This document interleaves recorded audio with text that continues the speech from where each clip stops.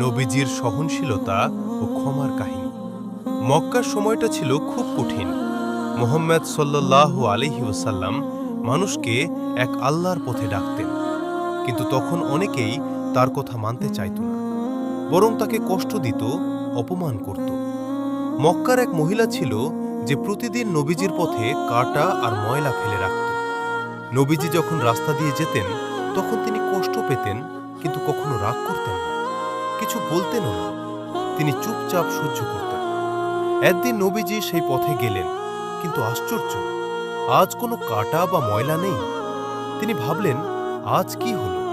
তখন তিনি খোঁজ নিতে শুরু করলেন। জানতে পারলেন সেই মহিলা অসুস্থ হয়ে পড়েছে। তখন কি করলেন জানো? তিনি রাগ না করে বরং সেই মহিলার বাড়িতে গেলেন তার খোঁজ নিতে। দরজায় কড়া নেড়ে ভেতরে ঢুকে তাকে জিজ্ঞেস করলেন, আপনি কেমন আছেন? মহিলা তো অবাক। যে মানুষটাকে সে প্রতিদিন কষ্ট দিত, সেই মানুষই আজ তার খোঁজ নিতে এসেছে। এই আচরণ দেখে তার মন গলে গেল। সে বুঝতে পারল নবীজি সত্যিই একজন মহান মানুষ। এরপর সে নিজের ভুল বুঝতে পারল এবং ভালো পথে আসার সিদ্ধান্ত নিল।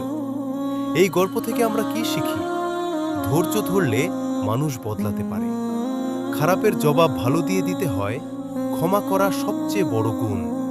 ভালো ব্যবহার মানুষের মন জয় করে। তুমি চাইলে আমি ইউসুফ আলাইহিস সালাম বা মুসা আলাইহিস সালামের আরো দারুণ কাহিনীও বলতে পারি।